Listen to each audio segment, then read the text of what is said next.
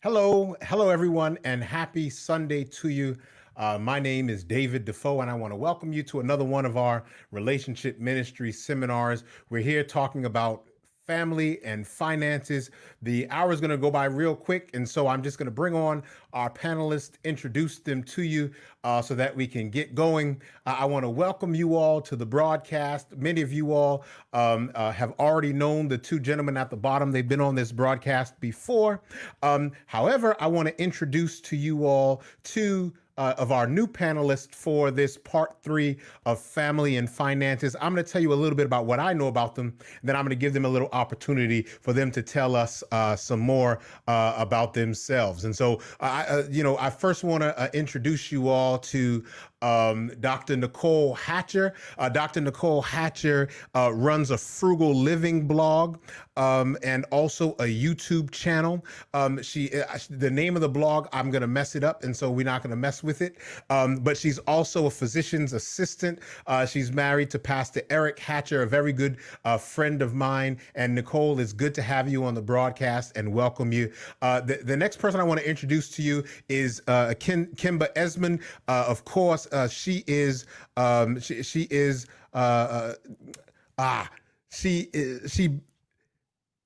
she's a housing and finance person. She told me not to tell where she works, but she has an extensive history in housing and mortgage financing.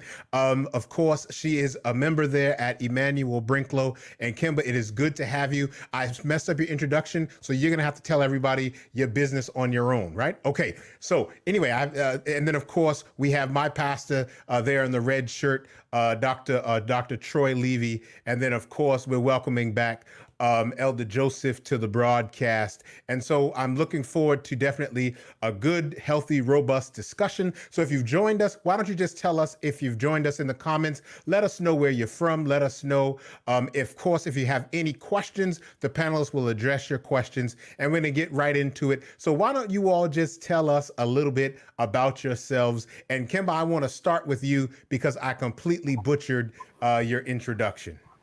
That's quite all right. So I will tell you my title to confuse you even more. I'm a director of quantitative analytics. So just to make it more fun. But I've spent the past 9.5 years doing housing finance. And to make things interesting, before that, I was in the credit card industry. So kind of appropriate for the conversation today. So I have lots of tricks and things that I've learned throughout the years, but my background is in finance, and I do have a passion for personal finance. All right. So we're going to lean on that wisdom then. We're going to definitely lean on that wisdom. All right. Nicole, just tell us a little bit more about yourself. That may be something that I may have missed or butchered.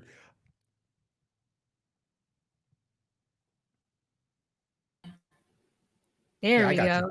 Absolutely. So I'm Nicole, as was mentioned, and I don't have a formal background in finance, but I've always been a money nerd. Just basically from the time I was a little girl, I've always been called cheap. And I always told people I'm not cheap, I'm frugal. And so years later, when I found myself in almost 6 figures of student loan debt, I started really honing in and pulling from those skills to pay down the debt. And I was able to pay back almost $100,000 of student loans in 5.5 years. And I've been sharing my love for and my passion for personal finance ever since. And of course, I'm the mother of 3 wonderful children that keep me very busy. All right. Awesome. All right, Troy, just tell us something about yourself if you have to, man.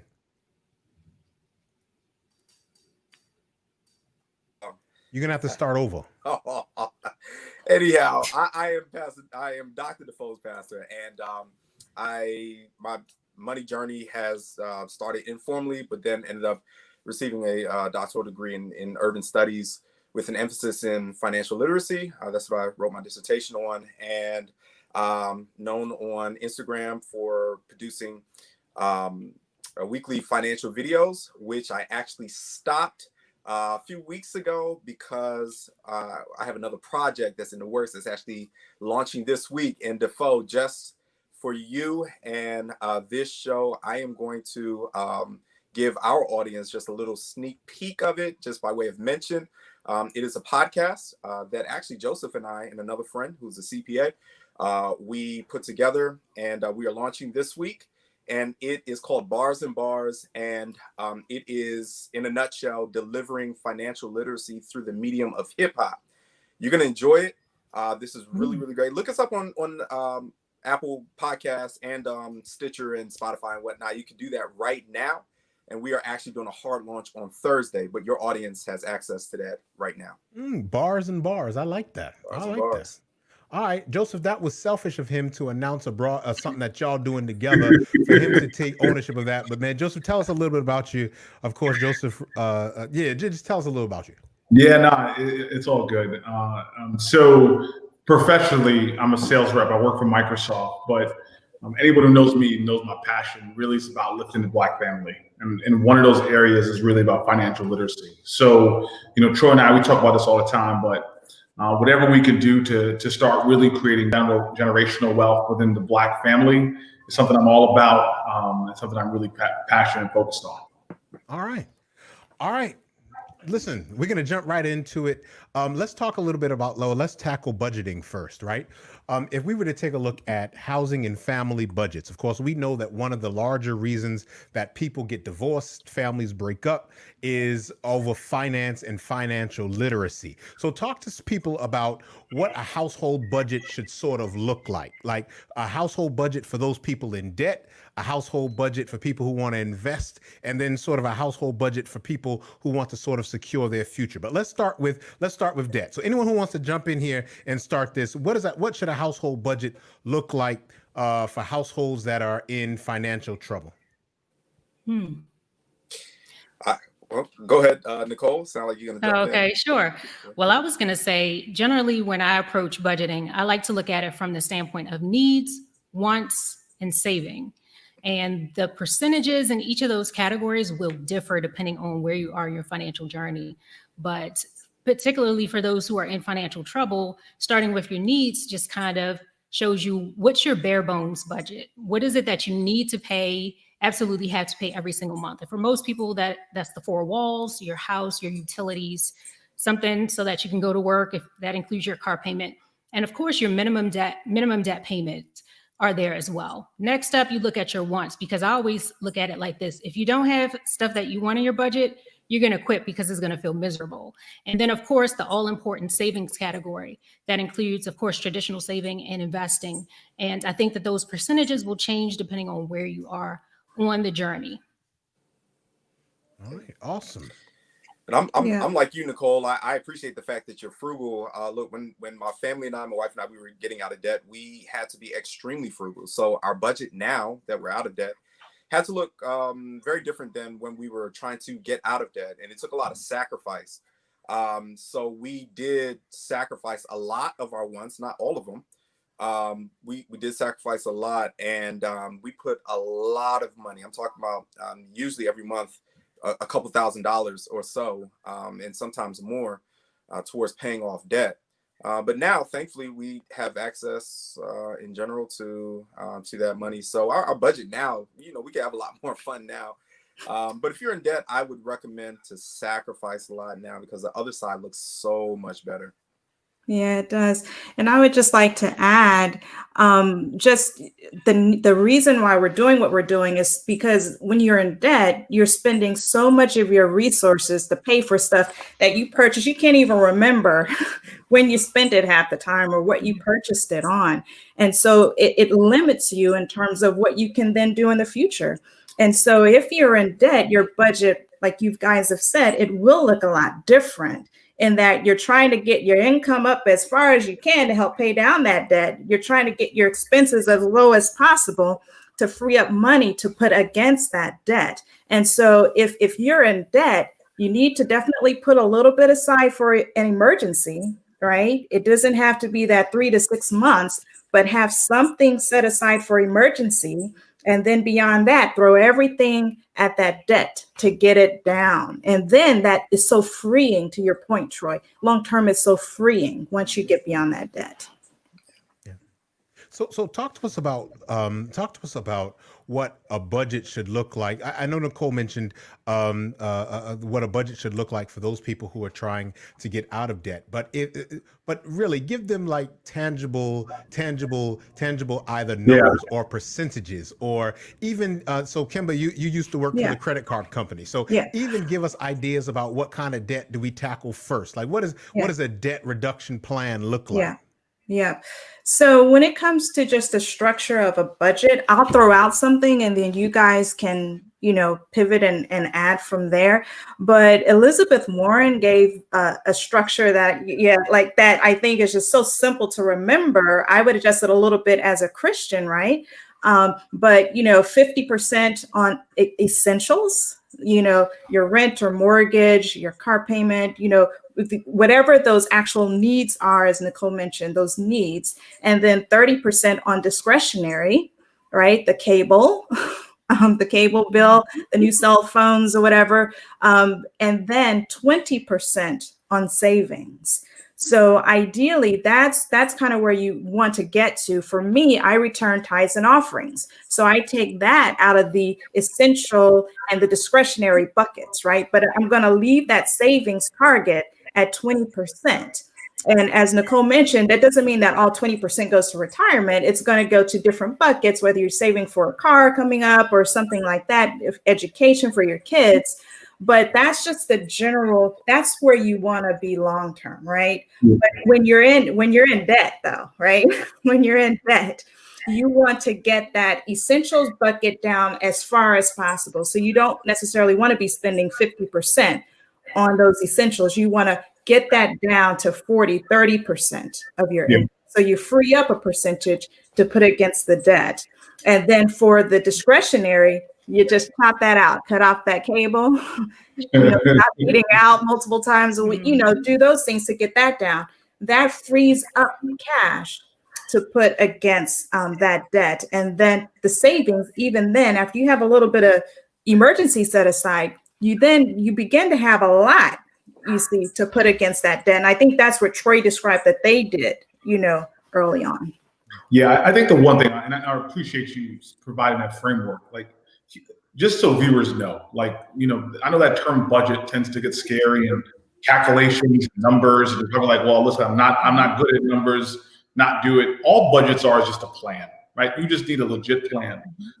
It's when you think about it at the core, it's really simple. You got to reduce expenses, you got to increase income, and you have to go against the things that's stealing your wealth, right? So in this case, if somebody's charging you interest because you owe them, you got to eliminate it. So put a plan to do it. So that model, I think it varies based on where you are in life, based on how much debt you have, right? So like, you have children and you have a lot of stuff that might be different than someone who's 23, single, has no responsibilities, right? That can maybe room up with somebody or kind of figure it out. But I think conceptually, the plan needs to be, look, we need to reduce expenses as much as possible. Not for a long time, right? Just for a short time, like sacrifice. But, it was mentioned earlier, not having things that are fun and quitting.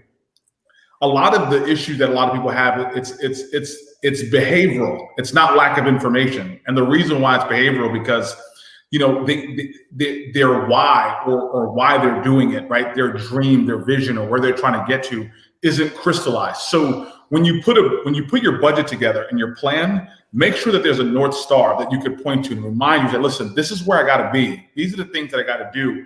If you do that, then you put yourself in a good place. But I think the percentage that we're good provided is a good framework on just a starting point. But I mean, it really on to you. And again, if you're in debt and a lot of debt, and it may seem like it's impossible, I strongly encourage, hey, look, let's reduce that expenses number as much as possible. But on the flip side, let's grind a little bit more and get a couple extra dollars. Yeah, awesome. Yeah, an exercise that I often recommend for people is to give them sort of that framework and to give yourself sort of a mindset hack, is to add up all of your minimum debt payments, add them all up, figure out how much exactly you're sending to debt every single month, and then think about what you could do with that money if you no longer had to send it to somebody else. And that normally just reframes it, because you can get to a point where you're able to actually keep some of your money. You're able to actually keep your money and do the things that you want with your money, which depending on what your why is, that could be saving for your kids for college, being able to pay for a house in cash, being able to pay for your next car in cash, being able to do all of those wonderful things, and just realizing that once I pay all these people back, these dollars I get to keep. That's a big motivator for a lot of folks. Yeah. Awesome. All right. So that's sort of if people have a debt. Like what do you suggest to someone for sort of a household budget if they want to sort of secure themselves for the future, or if they want to invest, or if they want to get to stacking money so that they can have relatives like me come borrow some? Well, as to the borrowing, that's a big no. And I'm actually being very serious, especially dealing with family. I give instead of loaning, but that's neither here nor there. You know, I think the process can many times look very similar when you're having big goals. So getting out of debt for most people is a huge goal. My wife and I, it took us about 2.5 or so years to pay off about $60,000. But you know, when you have a goal of saving for a home, usually the down payment isn't going to be as big as that. But most times you're going to have to reduce your expenditures and, you know, hopefully increase your income temporarily to be able to save up for that down payment. Or investing tends to be more of a kind of even-keeled journey. You know, many times you put away a percentage, whether that's through your job or if you're investing on your own through a company. And that tends to be more, hey, this is a long haul, which investing is. And we're going to do this every single month. But those quick sprints, like saving for a down payment or getting out of debt, looks just a tad bit different. Gotcha. I would go say this, and I'm curious to know, Dr. Nicole and everybody on the panel, your thoughts on this. If you're out of debt, right, that to me is really the start. Like that's just saying, like, look, I'm free. The shackles are off. But when we start talking about generational wealth, right, and this concept of financial freedom, something in my bones doesn't want to wait till I'm 65 and 70 to start experiencing that. Like I know that used to be the old model, retire with dignity, you know, I'm like, no, I want to live life now. And I think for us to get there, we need to really strengthen our saving muscle. Like the idea of, and I'm just telling you my personal story, you know, I have not lived past my income since I was 21. So even when I was getting promotions, my expenses relatively stayed the same. And it was just, I used to tell myself, wait a minute, when I was in college, man, $600 every 2 weeks, I was winning. Like that was a good thing. And I just never changed it, right? So I tend to be frugal. I don't spend a lot of stuff. Like, so I say this all to say, you know, I know the conventional wisdom is save 10%, save 5%, save 15%. Man, my encouragement is save as much as you can. And if you're married, right, get to a space where you can live off one income and just stack up the other one. And I guarantee you, man, this eighth one of the world, this compound interest, if you invest in stocks or you invest in real estate and get that residual investment, it starts to pile up real fast, man. And the idea of being a millionaire, you don't got to wait till you're old, man. Like you can get that at a young age. So that's my thought. I don't know what you guys think.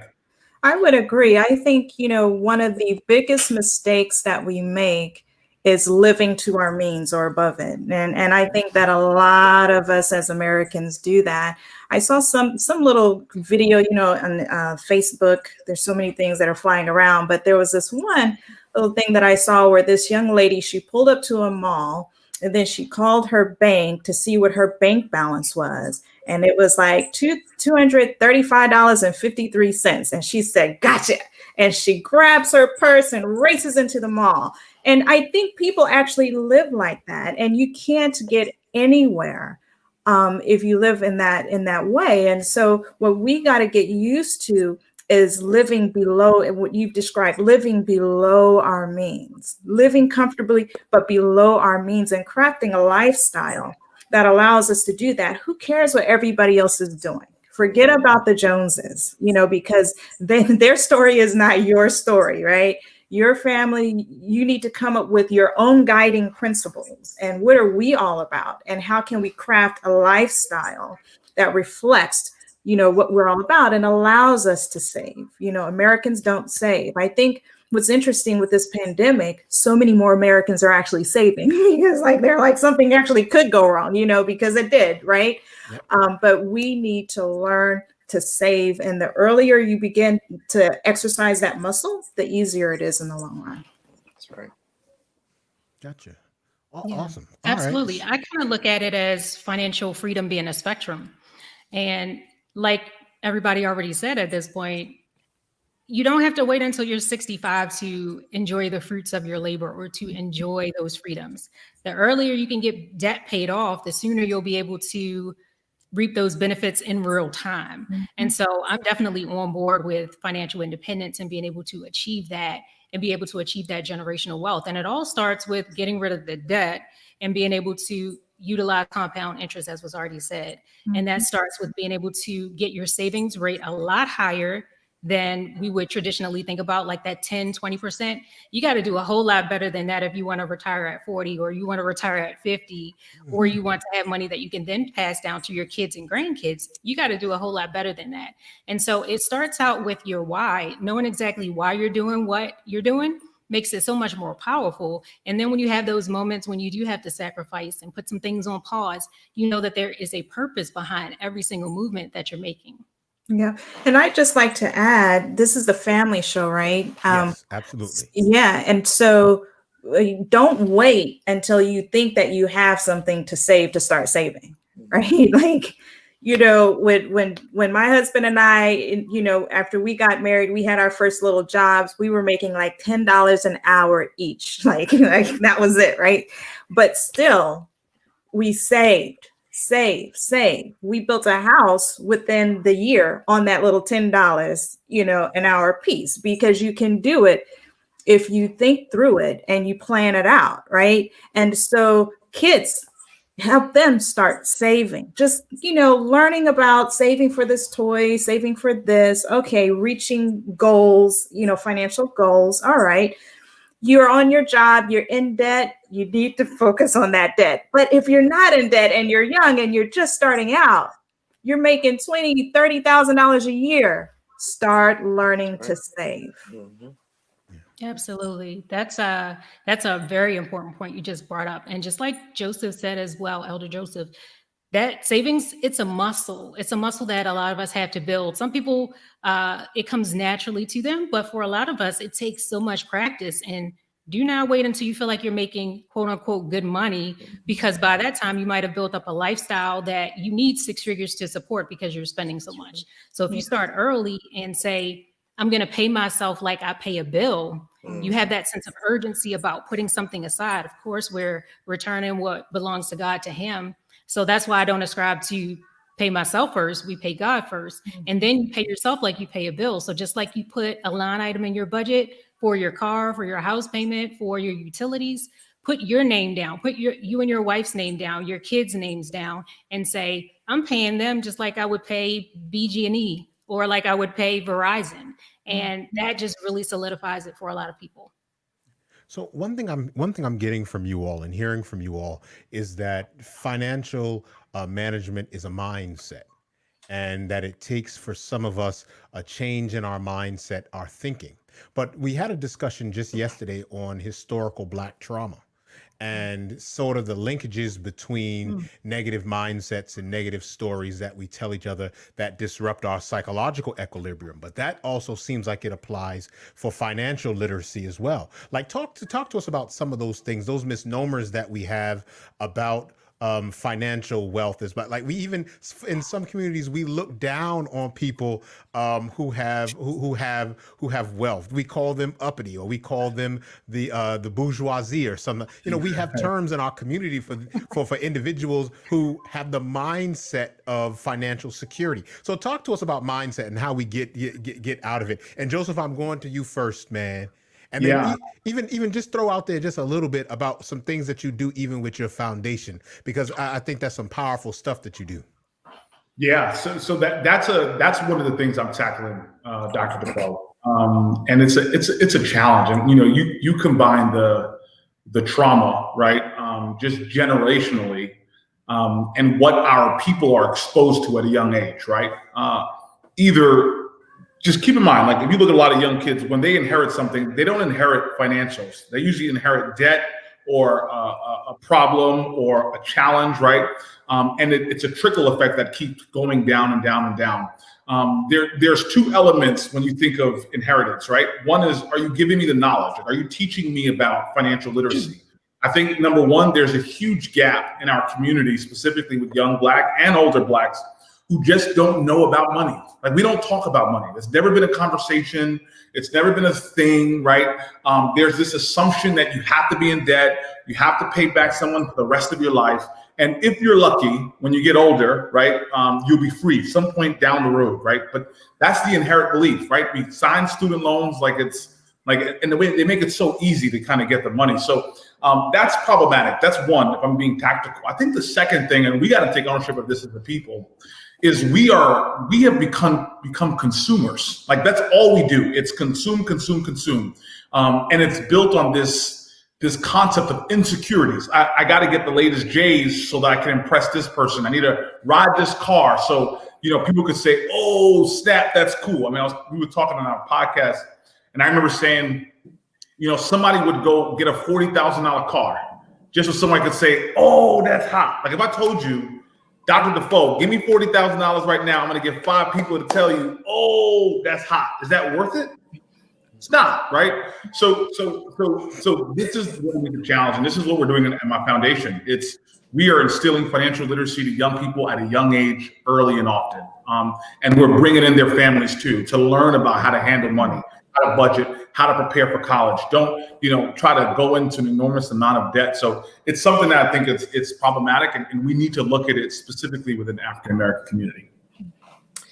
Hey, Dr. Defoe, my research centered on race, religion, and financial literacy. And as I did a lot of digging and reading, I found that particularly for the African-American community, our mindset about a lot of things, family as well as finance, stems from slavery. So, I just mentioned a few minutes ago that investing is a long-term game.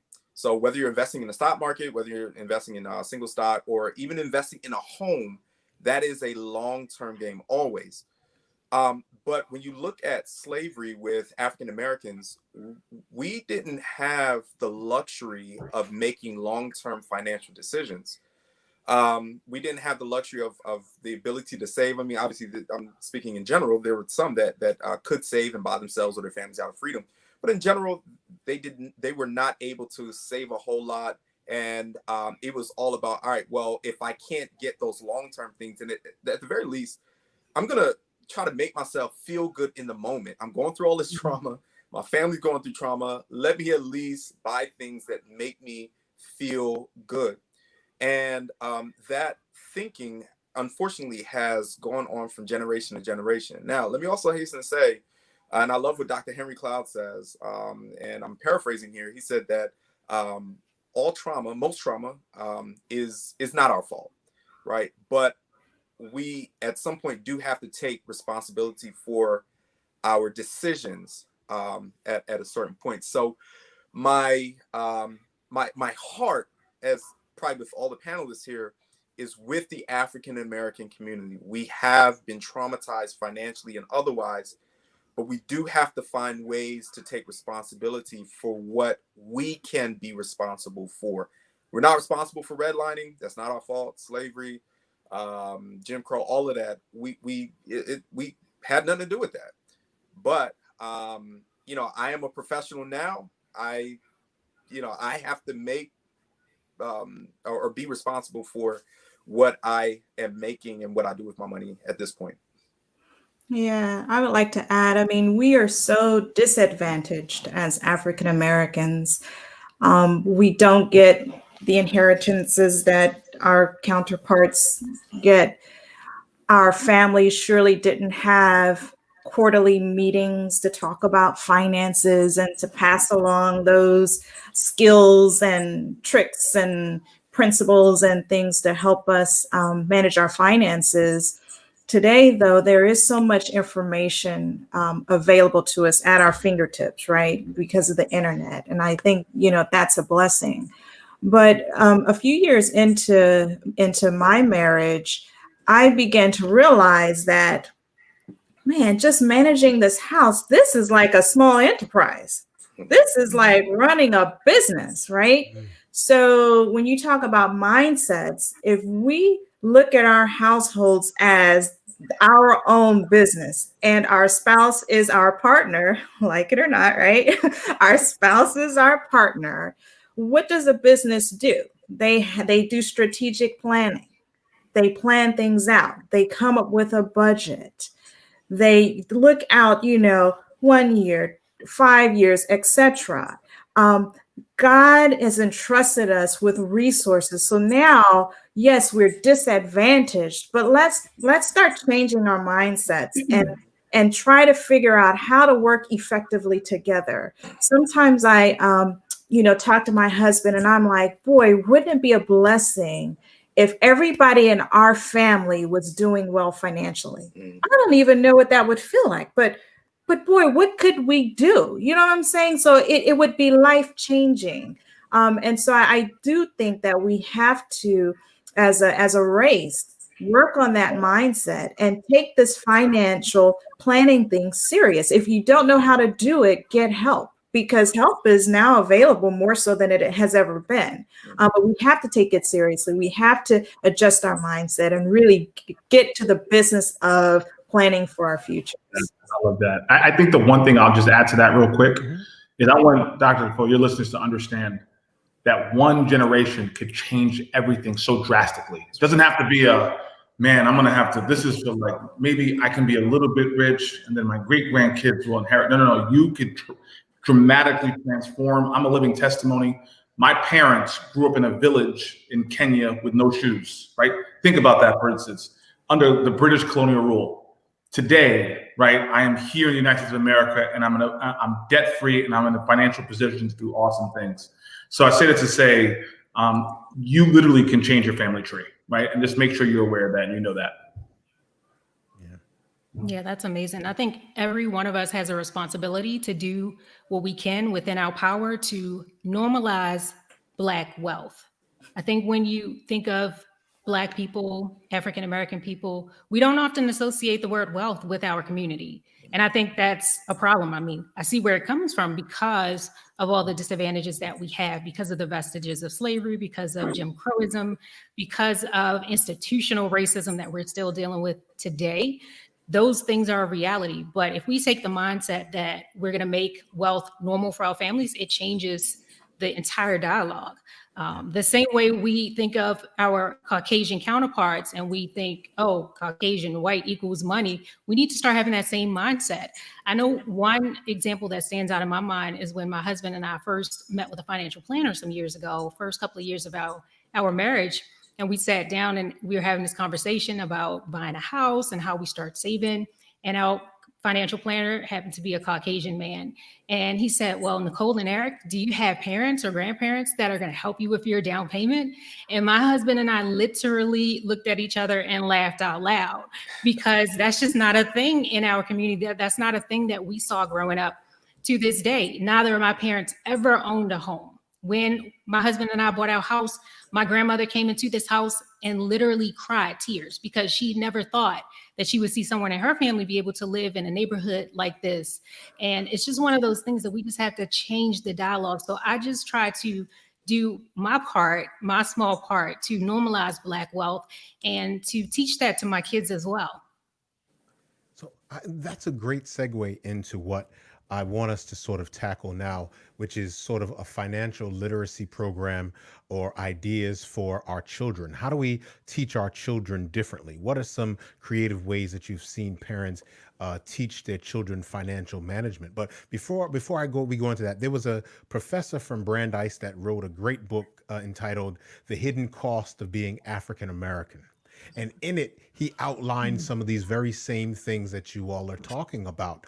The redlining, the lack of access to housing, the lack of access to instruments that build generational wealth, where we work and we believe that we put our money under the mattress to save ourselves from someone stealing it, or we want to be able to count our money as opposed to putting it into the bank where we believe someone will come and take it from us. But anyway, how do we teach our children financial literacy, and what are some creative ways that you all have either done it or have seen it done before? Hey, Defoe, last time we had this family and finances, I think it was part 2. I talked about the fact that I put my kids on a work plan. They do not get allowance from me. They work for every dime that they get. So just a quick update, they were getting, I think, about $3 per week. And my 2 oldest sons said, "Hey, Dad, can we get more money?" And I said, "Yeah, sure, but you're going to have to do more work." So at this point, they get $5 a week. We up the ante, but these boys, instead of just cleaning up for like on Friday evening in preparation for the Sabbath or what have you, normally that was about it. They're now working every day, obviously, except for Saturday. And my oldest is washing dishes. The other 2 are cleaning up their dinner table and sweeping the floor, so on and so forth. So every day they are working. And so now they're understanding where the money comes from. It doesn't come just, from a money tree or some pie in the sky, whatever. It comes from, hey, I got to grind. And this week, it's funny, I had to dock one of my sons' pay because he didn't clean up properly. And we kept telling him. So, we're just helping them to connect the dots. And he cried, did all that, whatever, and that's okay. But he understood, and I gave him another opportunity. I was doing some yard work the next day, and I gave him another opportunity, and he did very, very, very well with the yard work. But that is, I think, number one. And then also helping them to budget very simply. A kid's budget should not be nearly as complicated as a grown-up's budget. Their budget has 3 things. First one is give, second one is save, third one is spend. And they do all 3, and they do it very, very well. They buy their own stuff sometimes, and that's what we do. Yeah, that's awesome, Troy. I think for me, and I'm learning this one, is we just got to learn to tell our kids no, man. Like, you know what I mean? Like I made this comment before, if we keep giving them everything they want, they would never need anything. That's like, right. You know what I mean? So being able to go to the store, can I get this? No, like no every time. And that's what my parents did. I remember when I was in high school, and clothes were expensive, and Troy and I would joke about this jerseys, right? I remember he bought me this fake replica jersey, and everybody laughed at me in school. And I said, "Nah, man, I'm getting the authentic." I went to the outlet. That thing was $150. My dad looked at me and said, "You crazy if you think I'm gonna give you $150?" And at the time, though, I was like, "Nah, I need to get this money." So I worked. So the power of no, just telling your kids no, that's gonna give them a fuel to make some changes, or at least to go work and earn something. That's awesome. Any ideas? And then Pastor Troy, if them boys need some more work, I'll quadruple their pay. They wanted to come rake up some leaves, man. Bring them. I will pay them, boy. Anyway, anyone, anything that you all see, Nicole or Kemba? Mm-hmm. Well, yeah, Kemba, go ahead. Well, I'll just throw in one of the things that I did a little bit different. So one of the things I think we absolutely have to do with our kids is just talk to them about money. Most of us don't do it, but for us to talk to them about money, we really need to be financially literate ourselves. So, so that, is the challenge as parents. We need to become financially literate, and we need to talk about money with our kids. But one of the things that I did with our son this summer, which I thought was fabulous as a parent, I don't know how he felt about it, but I put him in financial literacy summer camps. So he did about 5 different summer camps on money, from investing to managing sports management, to being a CEO, and what does that mean, and becoming a millionaire, how does that work, and and all these things. He was probably one of 2 Black kids in those summer camps, but just the exposure, right? And then he got his allowance. He's poor thing. He's 11 and he's just now getting an allowance. But then, we opened up his bank account. He has his name on it. He gets an allowance now. And now he's more aware. He understands the dollar. He went through his little financial literacy. And so the other day he wanted to go to Target and he says, oh, I want a Lego set. I'm like, fine, you have your money. So then he went, he purchased one that was on sale. He purchased his little Lego set. And then weeks later, he's like, man, had I not purchased that Lego set, I would have this much more in my savings account. And so that's the kind of thing that we want for them to think about. And then he's telling me, mommy, you're spending too much, and so it's like, this is good. This is where we want them to be. We want them to be thinking about and valuing the dollar. Yeah, absolutely. One of the things that I'm really careful about with my kids is not giving them too much, because a lot of times what happens, especially when you got new money, the way they say when you got new money, the temptation is to give your kids everything that you didn't have, because you're making up for lost times and living vicariously through them. And one of the things that I realize about who I am as a person now is that a lot of the things that I went through throughout the years, seeing my parents be teenage parents and try to figure out how to raise these kids now, all of that shaped who I am today. So if I now get into a mindset of giving my kids every single thing, what do they ever have to work for? What incentive do they have to work for things? And so instilling that, having those early conversations with the kids as well, and just teaching them the value of $1 in practical terms.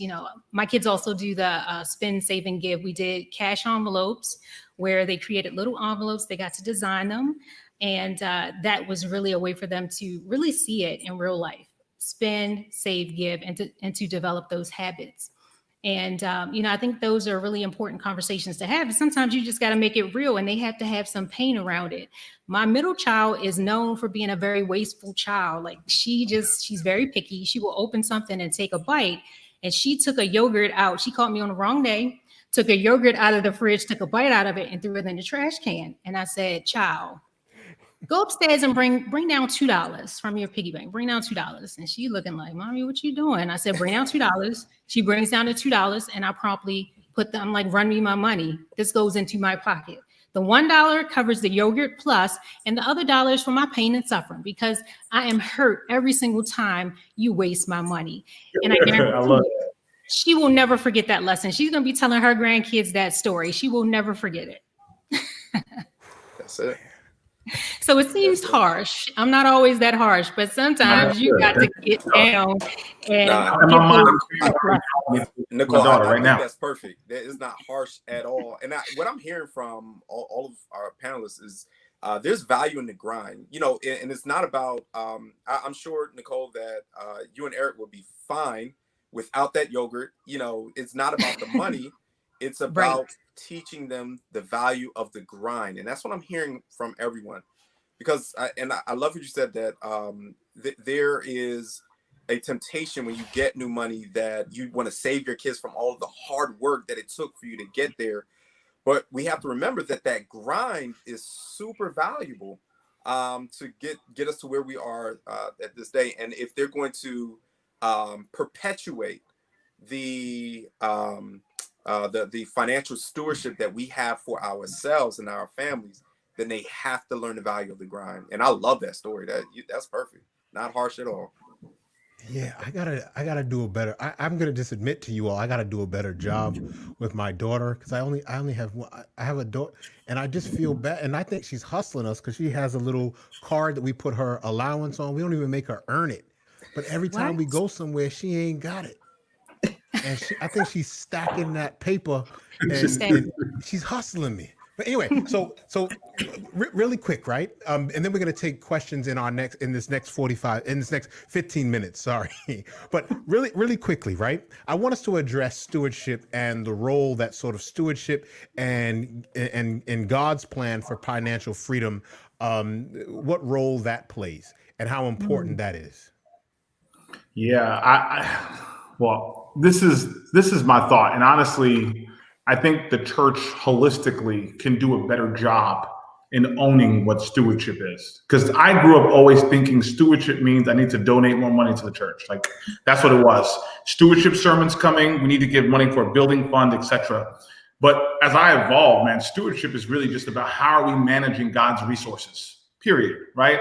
How are we managing his time? And that also means not just giving towards a project, but it means, am I investing the money? Am I putting it in wise places? I mean, I think of the parable of the talent, right? The person who took the money and threw it into the dirt was called a fool, pretty much stupid, like, you know what I mean? Versus someone who had the 5 talents and doubled it. So that's how I think about how am I managing God's resources? He owns it all. I'm managing it, and I'm using it now to build his kingdom. Okay. I concur. Stewardship is, I think we have been having a very limited vision of stewardship. And I'm just imagining what the kingdom of God would look like.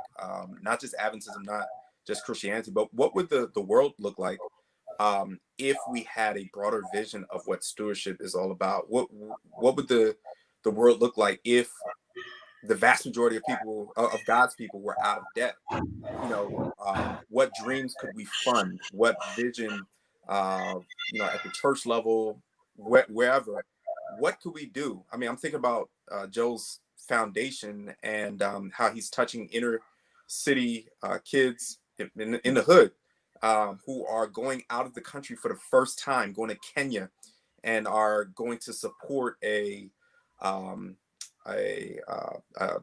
orphanage over there, and just having mind-blowing experiences that normally kids in the hood don't have. I mean, and that is because Joe has, taken stewardship to the next level.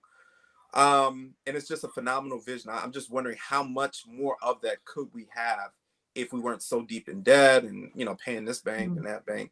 I just think we'd be so much further along. Yeah. Yeah, I would, that's a wonderful thought. And I would kind of piggyback a little bit more on what Joseph was saying in the parable of the talents. I think so much is covered there. And that's such an interesting parable to have in the Bible, and how financial terminology was used in this parable. And to me, it just shows a different facet of who God is. Obviously, the parable of the talents is not specific to money per se, right? It's much broader than that. But to me, what the one takeaway from that parable that I get is God is going to hold us responsible, right? So if he's blessed us with resources, whatever those resources might be, he expects to get a return on those resources. And so we need to be thoughtful and intentional about how we use the resources that we've been blessed with. But I'd also like to add, just to bring in the conversation that we just had about our children, one thing that I'm very concerned about, I've talked to a couple of my friends about this, is these first generational wealth folks. Our kids are so spoiled. Like, you guys are doing a phenomenal job with your kids, right? And I think my husband and I, we're trying our best. We have one, and it's just so easy to spoil them. I think if we had 3, it might be different based on what you guys are saying. But our kids don't have to walk to school. They get chauffeured, right? They don't, we don't let them go down the street and play. We're watching them. We have these hedges round about them. I am afraid of what we are raising. I don't know what these people are going to be like, when they grow up. So I think we really need to be intentional about teaching them what God expects of us as Christians, right? And so that's just the thought that I have. It's not just us; it's our kids as well. Well, what I want to do is I want to get to some of these questions, if you all don't mind, so that we can run through some of them. This is one. I'll read it. I'll read it to you all. Is it wrong for Christians to pursue the accumulation of wealth I'm asking because I've encountered so many people who are of the belief that we should not accumulate riches because we are to be selfless and we can't take it with us. God also calls us to be good stewards of what he's given to us as well, correct? May the panel please speak to this school of thought. Yeah. Joe, I knew you were go going to ahead. go for we this, just dealt Joseph. with this I on the knew it. podcast, didn't we, Joe? I think Yeah, everybody we was did. ready to Just jump released on that one. I'm just like, released an episode talking I'm getting about. close to the screen now, but go ahead. Oh no, I was just saying we just released an episode talking about J. Cole's song ATM, count it up, count it up, count it up, count it. Can't take it when you die, but you can't live without it. We just talked about that on our Bars and Bars podcast. Joe, you said some great stuff on there, man. Why don't you take it away, man? Well, let me just make this clear. That is actually anti-biblical or anti-Christ to preach that holiness is somewhat equivalent to broke, like being broke. Like that's a fallacy that we need to get rid of. As a matter of fact, I grew up in church, and I'm tired of like hearing this, oh, he's rich, he's probably doing something with the devil, Illuminati. But let me tell you something. If you look at the biblical heroes and the biblical champions, they were all rich. Not like kind of rich, not like millionaire. I'm talking about billionaires. Job's net worth in today's world, 20 billion. David, 100 plus billion. You look at Solomon, he was a trillionaire. Like people, God's people had money. Abraham, one of the first entrepreneurs, who was also extremely rich in his own right. So look, God says he wants to give us life more abundantly. And that's not just in heaven. Like we're not supposed to be poor until we get to heaven. And look, like people say, money is, the root of all evil. And that's not true. The love of money is the root of all evil. When we talk about kingdom building, having resources, man, having resources on your hands is how we can get the work done, right? So that's my philosophy. It is your Christian duty to build wealth. The Bible says a good man leaves an inheritance for his children's children. Like this, there's so many. You can go all over the scripture. So that's my word of wisdom, man. Like God is commanding you to build wealth. It's not even. It's almost like it's not even that it's not allowed. Like you'll be considered a fool according to the parable of talent if you're not building wealth. Go on, Nicole. I see something in your spirit. Well, I couldn't say it any better. I mean, just the exact same thing that many of us grew up hearing those messages, and we just have to be careful what we're telling our kids and what they hear us say, because we internalize those same messages and think that is a crown in our, a star in our crown if we're broke. And it's just like broke people can't help broke people. And people will say, oh, Jesus didn't have anything. Jesus was poor. And Jesus had people around him that was balling. Okay. Always. Okay. Joseph of Arimathea. There are people that were in that camp that had money, and we just can't help other people if we are coming from a place of lack all the time. So I feel that just being a good steward over what we have and being able to give to other people, in order to get that generational wealth, it requires us to be a good steward over what God has blessed us with, so that he can then turn around and bless us even more. Only thing broke people can do is pray. God needs to bless some of his people with the silver and gold that belong to him, period, so that he can distribute them, so that the poor, the hungry can eat, the captives can be set free. He needs some of his people to have money. So please, God, bless me. I'll bless other people. Anyone else got anything to say on this before we get to this one conscious investing question, and then we'll call it a day. Yeah, I was going to say that God blesses us so that we can bless others. That's just so simple.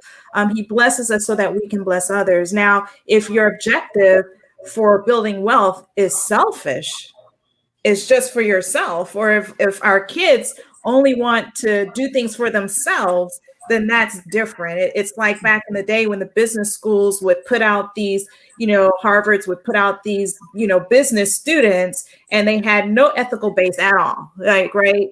Capitalism, pure capitalism type of thing. No, God blesses us so that we can be a blessing to others. Amen. So I don't see a problem at all with building wealth. And it's so freeing to be able to give. Yeah. And if you're leery of it, always pray about your intentions. That's one of my prayers is, God, make sure that my intentions are pure. I want to get this money. I want to build wealth, but I want my intentions to be pure. And I believe that that's very important and at the core, because it is easy to lose sight and just think that you can do all these things to get money. But ultimately, pray about your money. I don't know how many people actually do that. Like pray about building wealth, about retirement, about what you should do with your money, about how you should give and how you should give back to other people. And, talk to God about your money. Let's take this last one. This is from Pastor Esmond. Maybe he's asking this to you, Kemba. Anyway, he says, "How do we teach community socially conscious investing, and not through susus and pyramid schemes, but how do we teach community socially conscious investing?" Okay, so I'll start. My husband's actually sitting right here. Oh, so so that was the time. He slipped in the room. Come on, Dwayne, man, just step on camera. Let's see you. You got clothes on, man. Yeah, just peek your head over. No, he's not coming. Yeah, what's up, brother? Yeah, Red Door Reads. You guys are killing it. I just want to let you know. All right. But yeah, so some people are uncomfortable with investing. They think it's like gambling. Like, you shouldn't invest because it's gambling with the Lord's money. I think that you should be fully aware of what you're investing in. Yep. Right. So being socially conscious just means basically understanding what, if you're investing in a mutual fund, well, what companies are they? What stocks are they buying? Like, what companies are they investing in? Am I comfortable with those? Oh, this one is Budweiser. I probably wouldn't want to invest there, right? Zoom might be a great investment in 2020. So just being fully aware of when you purchase a stock or when you purchase into a mutual fund or something like that, that you understand what those companies that you're investing in are all about. Yeah, I agree. Everyone, invest, number one, but you should be aware of what you're investing in, right? This is why I'm not a fan of people just, throwing something at a financial advisor and not caring what happened. Just take it, like do whatever you want with it. That's not good practice, right? It's your money. You make the decisions, kind of learn. And for me personally, like my investment strategy, whenever I do invest in a company, I look at who's at the helm, who's leading, like what's the company's moral values? What do they stand for? Like, what is it, right? And it's not just the product they deliver, but how do they support their customers? So all those things kind of go into mind for me. And I know everybody's different in terms of how much time they invest in actually learning about what they invest in, but you should have a high level idea, especially if you're putting, tons of money into it. Yeah, agree basically with everything that was already said. It's a high level approach to investing. I think a lot of times people are so intimidated by investing, they never even get that far. They want to know, what is a stock? What is a mutual fund? What is an index fund? What are dividends? What's inflation? And I think just having an understanding of what those terms mean, that with each level that you go, you gain a little more knowledge. You look at your 401k statements, and if you don't know what this means, go and look it up. One of the big barriers that I hear just about investing in general is where people say, "Oh, I don't know what to do. I don't know where to start." We have smartphones in our hands at all times. All we have to do is just use Google and start searching. And so just having that baseline knowledge of why we need to invest, and then knowing what we're investing in is so important. Awesome. All right. Well, listen, I want to thank you all for this. What I want you all to do is I'm going to come back to you all in about 20 seconds or so. I'm going to outline some things that are coming up in the Relationship Ministries department. But I just want to just ask you all to just give me one thing that you want someone to take away from this conversation. And we'll do that soon as I talk about these next activities that are coming up. I just want to let you all know that before we close on this upcoming Sunday, I did Sunday before I did Saturday. Anyway, this upcoming Sunday, or next week Sunday, November 1st, we have Dr. Anthony and Dr. India Medley, who will be coming. They are the First Lady and Senior Pastor of Emmanuel Brinklow. They'll be continuing our Sunday conversations. This is the second to last episode for this Sunday conversation series, and so you don't want to miss that. And then on next Saturday, October 31st at 5 o'clock, we're adjusting the time from 4 to 5. We're having this very important discussion on sex and sexuality, what the church won't tell you, but really should. We have Dr. Davis, Dr. Robinson, Dr. O'Rourke, and Dr. Knight will be coming to discuss this very important topic. And so we want to remind you all, or let you all know those are coming so that you all can join us. All right, everybody, just give us one thing that you want us to take away from this conversation. We'll start at the bottom corner with you, Joseph, and we'll come around and we'll end with Nicole. Yeah, I'm just going to leave it with a quote from one of the greatest psalmists of all time, Jay-Z, who says, "Financial freedom's our only hope. Forget living rich and dying broke." And I think the point is that we need to be intentional in how we build in generational wealth. Gotcha. I thought when you said Jay-Z, I thought you were going to be, I'm not a businessman, I'm a businessman. Anyway. Yes, I don't listen to any of that, man. Shame on you. Yes, my pastor. Yes, sir. So for everyone, small gains is where it's at. You don't have to do anything big or monumental. You don't have to win the lottery or get some sort of a life insurance payout in order to do well with your money. If you start small and exercise those muscles, as was mentioned earlier in this session, you will do well. Even if you make $30,000, you'll be all right. Mm-hmm. And I would say, just know as a family what your guiding principles are and be intentional about attacking that, about planning for that. And in the end, it'll be so much more freeing for you because you'll know I'm operating according to a plan that I've prayed about, that I'm committed to, and that we're committed to as a family. All right. Nicole, last word.